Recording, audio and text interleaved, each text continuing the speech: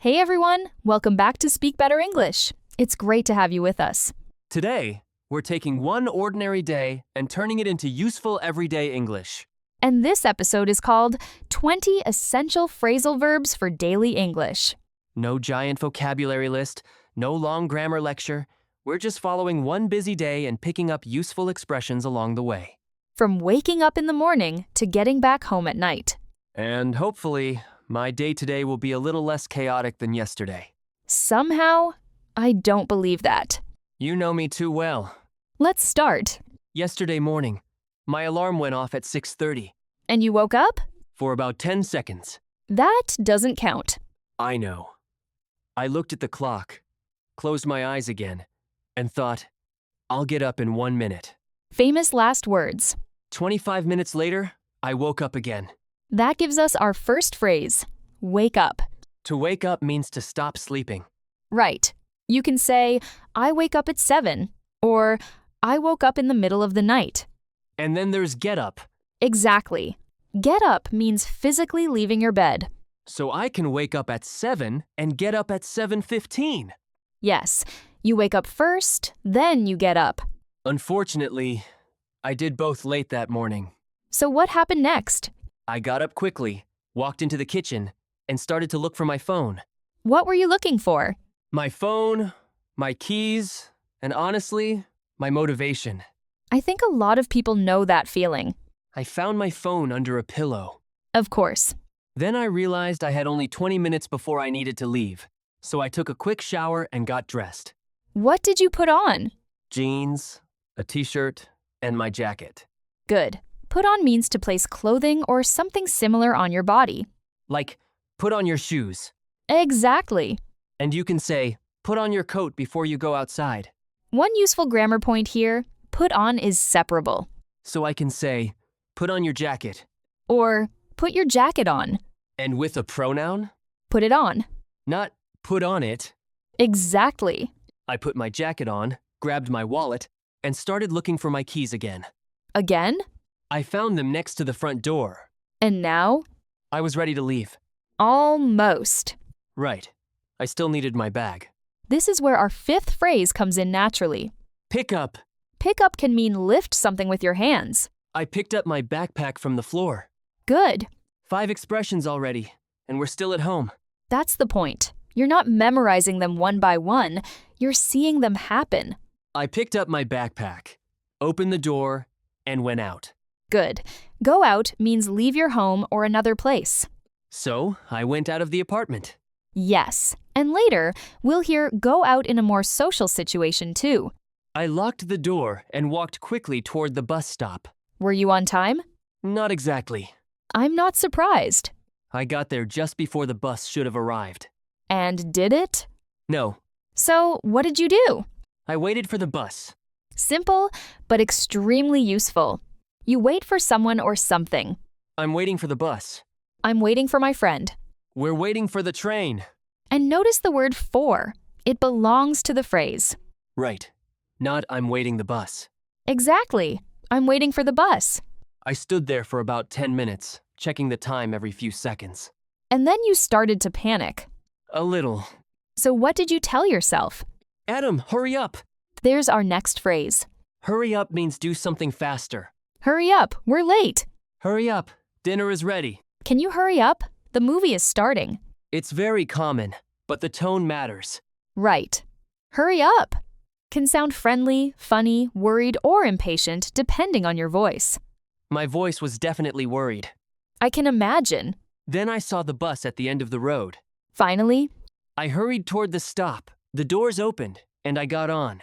get on means enter a bus, train, or plane. Get on the bus. Get on the train. Get on the plane. And what about a car? We usually say, get in the car. Exactly. I got on the bus, found a seat, and took a deep breath. Now listen to the pronunciation when people speak naturally. Get up, get on, wait for. The words often connect smoothly instead of sounding like separate blocks. So I might hear get up or gettin' as one rhythm. Exactly. You don't need to copy it perfectly right away. Just learn to recognize it when you hear it. I finally reached the office and walked toward the meeting room. Were you late? Maybe 2 minutes. That's not too bad. I knocked on the door, and my manager said, "Come in." Good. Come in means enter a room or place. Come in. The door's open. Exactly. So I went in, sat down, and looked at my manager. And that usually means something important is coming. It was. She told me there was a presentation that afternoon. You didn't know? Not at all. So when did you find out? Right there. Perfect use. Find out means discover information you didn't know before. I found out about the meeting. I found out the train was canceled. I need to find out what time the store closes. So if I discover new information, I find out. Exactly. But then I had another problem. I needed to understand what I was supposed to prepare. And that's where figure out comes in. Right.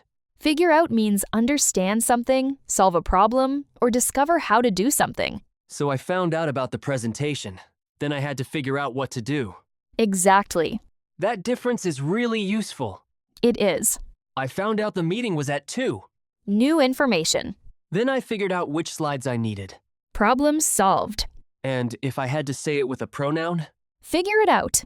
Right. Another separable phrasal verb. Figure out the answer. Figure the answer out. Figure it out. Good. So I found out about the presentation, figured out what I needed, and started preparing. Did you feel confident? Not really. Honest answer. I had to deal with several things first. Good. Deal with means handle or manage a situation, problem, task, or person. I have to deal with a difficult customer. We need to deal with this problem. She deals with emails all morning. And this one stays together. Right. Deal with the problem. Not deal the problem with. So by 9 in the morning, I had already found out about one problem, figured out what to do, and started dealing with everything else. That sounds like work. Unfortunately, that was the easy part. What happened? I started printing the presentation. And? The printer stopped. Why? No paper. So you ran out of paper. Exactly. Run out of means have no more of something. We ran out of paper. We ran out of coffee. We ran out of time. We ran out of money. We ran out of ideas. Very useful phrase.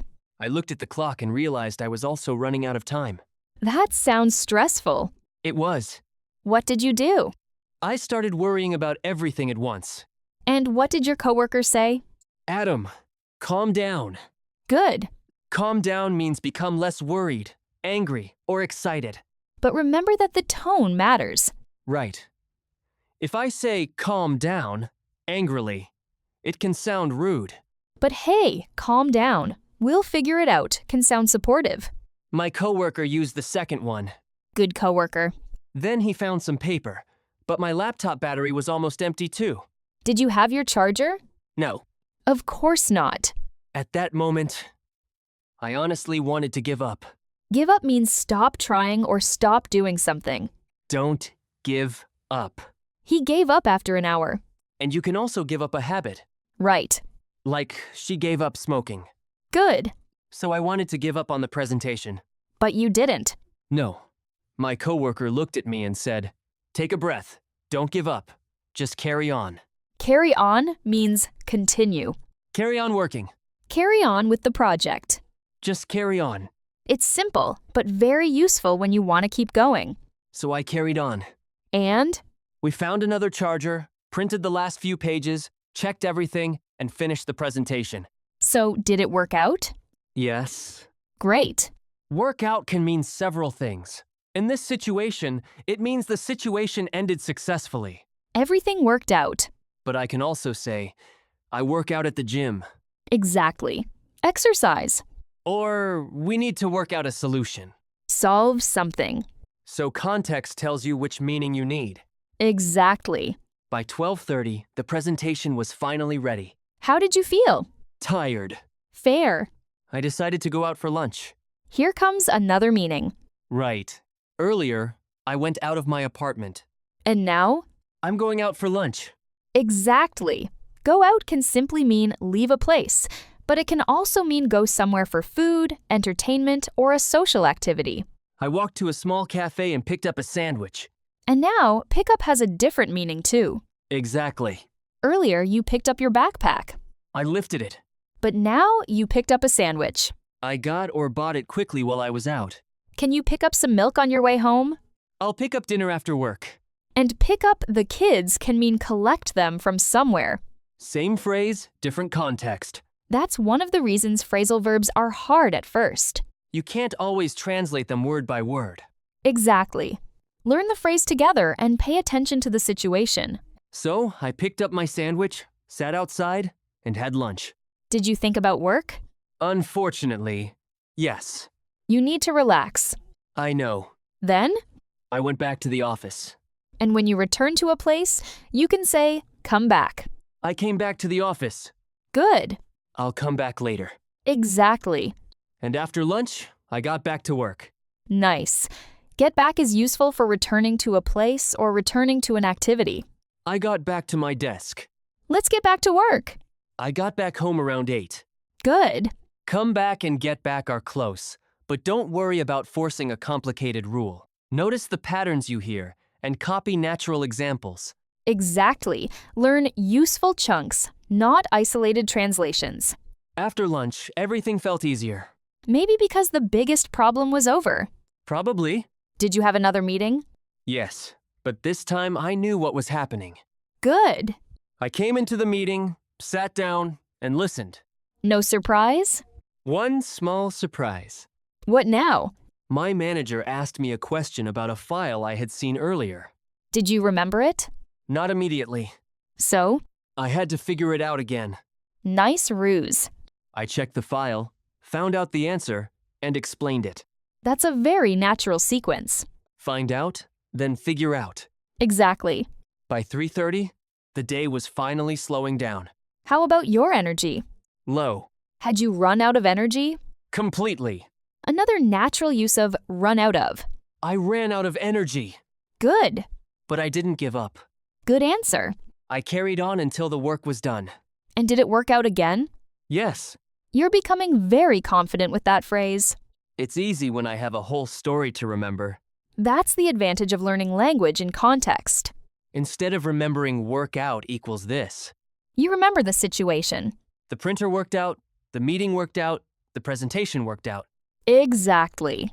Now I can hear the expression and think about the feeling too.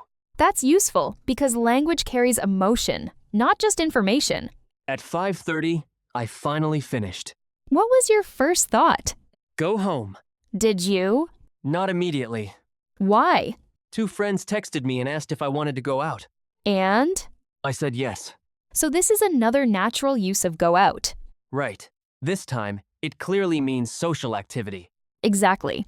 We met at a small cafe near my apartment. Nice.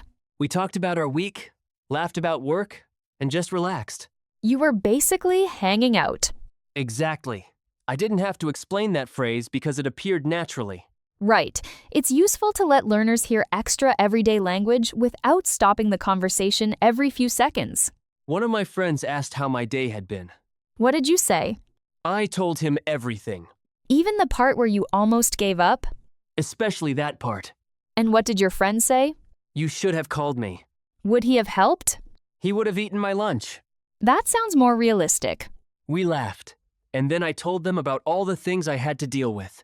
So now the phrase appears in a social conversation too. Right. That matters. Deal with isn't only for formal office situations. I can deal with a busy day. You can deal with a difficult customer. You can deal with a personal problem. Exactly. And if things get stressful, You can calm down. if they feel impossible, Don't give up. keep going Carry on. and hope it works out. Exactly. Honestly, that sounds like a good rule for English too. There's one thing I notice when I listen to native speakers. What is it? Sometimes I know the phrase on paper, but I don't recognize it when people say it quickly. That's extremely common. Get up is a good example. Yes. In natural speech, get up often flows together smoothly. Almost like get up. Right. And you may hear the same kind of connection in wake up, get on, or come in. So instead of waiting for a perfect pause between the words, I should listen for the whole rhythm. Exactly. Pick it up can also sound very connected. Yes. Pick it up. Put it on. Put it on. Figure it out. Figure it out. That makes sense. But remember, you don't need to imitate fast speech immediately. First, train your ear. Recognize the phrase. Then practice saying it smoothly. So the goal is not speaking as fast as possible. Exactly. The goal is sounding comfortable and understanding real speech.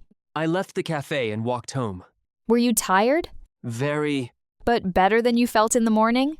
completely different. So you came back home feeling much calmer. Yes. And what happened when you got inside? I put my bag down, changed my clothes, and sat on the couch. Did you think about your day? I did. What did you think about? I thought about how stressful the morning had been and how different everything felt by the evening. That's interesting. In the morning, I was late. I had to hurry up. I was looking for my phone. I was worried about missing the bus. And later? I found out about a problem, figured out what to do, dealt with it, and kept going. So the language now has a story behind it. Exactly. That's much easier to remember. I also realized something else. What? A difficult day doesn't have to stay difficult all day. True. You can have a bad morning and still have a good evening. And that's a useful idea for learning English too. Some days you understand everything. Some days you struggle, Some days you forget words you knew yesterday. but you don't give up. You carry on. And eventually, Things work out. exactly. Before we finish, let's review without turning this into a vocabulary list. Good. Tell the story one more time, but quickly. Okay. I woke up late, got up quickly, looked for my phone, put my jacket on, picked up my backpack, and went out. I waited for the bus, hurried up when it arrived, got on, came into work, and sat down. Then I found out about an important presentation, figured out what I needed, and dealt with a few problems. We ran out of paper. I had to calm down, and for a moment I wanted to give up. But I carried on, and in the end everything worked out. After lunch, I went out, picked up a sandwich, came back to the office, got back to work, finished the day, went out with some friends, and finally came back home feeling tired but happy. Perfect. That was much easier than reading the phrases one by one. Because your brain remembers events and meaning, not just isolated words. And I used the phrases again, without really thinking about them. That's the goal. Let's finish with a very short self-check. Okay, Complete the sentence, I can't find my keys. My keys. looking for... Correct. The bus is coming. Hurry up! Correct. I have no more coffee. We've coffee. Run out of coffee. Correct. I discovered the meeting is tomorrow. About the change. Found out. Correct. Now I need to solve the problem. I need to Figure it out. Exactly. One more. I'm waiting the bus. Incorrect. Fix it. I'm waiting for the bus. Good. I put on it. Incorrect. Fix it. I put it on. Perfect. I want to stop trying. I want to give up. Good. I decided to continue. I carried on. Exactly. That kind of practice is helpful because I can hear the mistake and fix it immediately. That's the idea. Don't just learn what sounds right. Notice what sounds wrong, too. Here's your small challenge for today. One phrase? One phrase.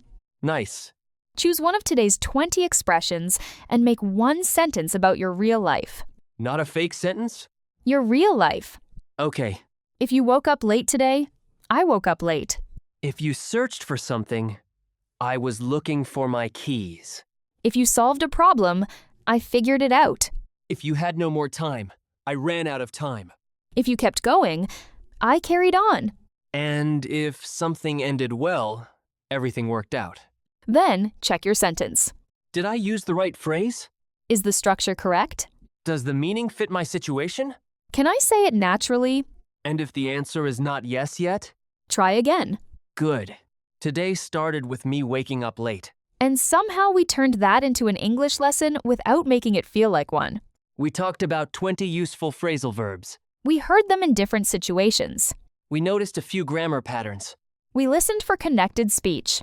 And we practiced fixing common mistakes. Most importantly, we kept everything connected to real life. So, remember, you do not need to master 20 phrases today. Start with one. Use it. Hear it again. Then use another. Little by little, your English becomes more automatic. And when things get difficult, Don't give up. carry on. Figure it out. And trust that things can work out. Thanks for spending this time with us on Speak Better English. Keep listening, keep speaking, and keep building your confidence. See you in the next episode. Bye for now.